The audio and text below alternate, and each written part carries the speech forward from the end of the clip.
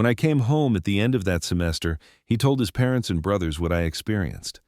They couldn't believe their ears. They shouted at me, threatened to disown me, cut me out of the family fortune, but I wouldn't renounce Christ. I couldn't give up my peace.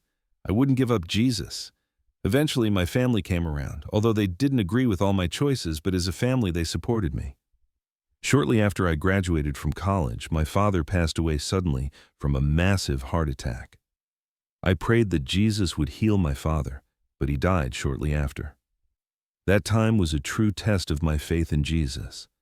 Although I knew Jesus was in control of everything, I couldn't help but wonder why God would allow my father to die.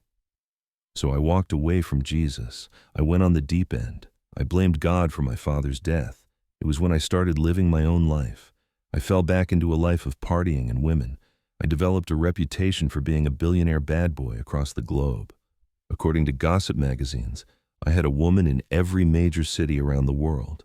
I was seen with famous models, athletes, the who's who of Hollywood, all the way to the French Riviera.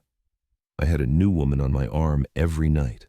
I was always seen in some magazine and not always in the best light, which was why I was able to read Sabrina like a book.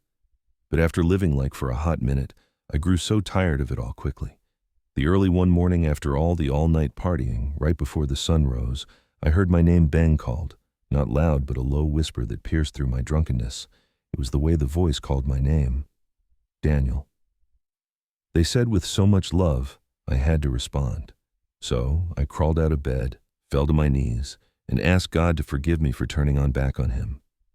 It was in that moment that I felt Jesus' unfailing love engulf me from head to toe. I wept like a baby with no shame because it was a feeling that I had never felt before, and it was real. At that very moment, I decided to rededicate my life to Christ, leaving behind that life that left me feeling empty and alone. It was not an easy journey, but with Christ's grace, mercy, love, and lots of prayers, and my close friends, I had made it through.